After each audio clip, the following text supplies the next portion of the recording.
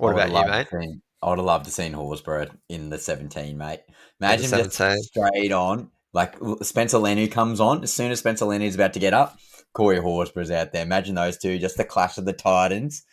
Love Yeah. to see that. That would be absolutely dynamic. Imagine back fence Spencer Leniu, first bloke going to be hitting, big red.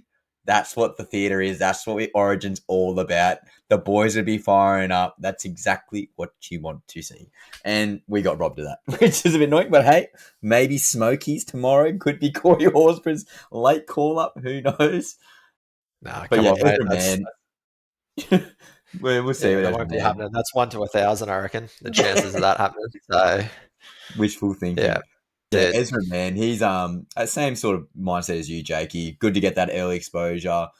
A lot of guys and gals out there who've been thinking about Ezra Man. Oh, he's obviously the legal obligations and the consequences that he had in the off season regarding that influence under drugs and alcohol.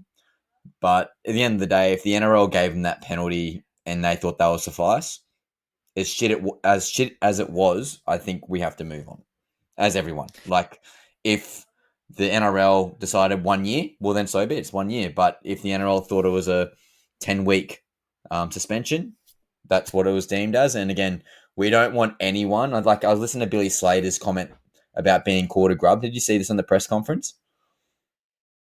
not directly on the press conference. What's this one? Yeah. So essentially, I was having dinner just before, came up with my TikTok, and Billy Slater was answering a question from the media about being called a grub from Aaron Woods.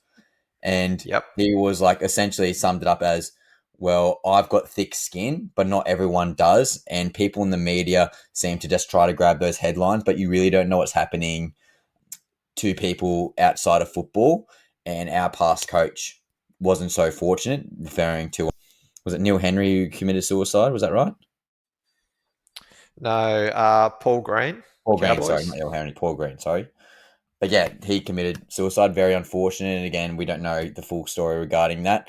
But Billy Slater was referring to that. And as he sort of was referring to that situation, he started getting quite upset. And then everyone in the background was just yahooing and cheering, because obviously that's a big sort of conversation to have.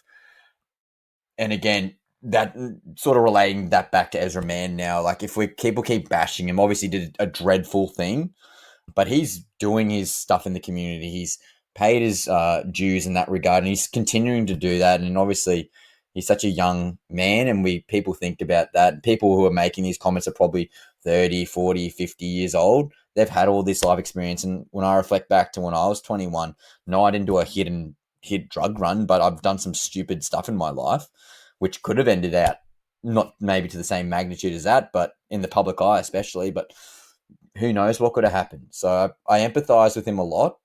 And I think the bashing of him in the media is unfair, since he's done his due diligence in terms of missing games. He's lost a lot of money. Obviously, his reputation's been damaged. But again, he's doing all the right things for the club, for the Broncos. He's doing all the right things for the community, doing all the good things for the Aboriginal community as well. Yeah, ticking a lot of boxes. And again, he's going to learn from this, and he's going to be better from this. So I think he's worthy to be 18th man. If he's the man for the job and Billy thinks that's the case, so be it.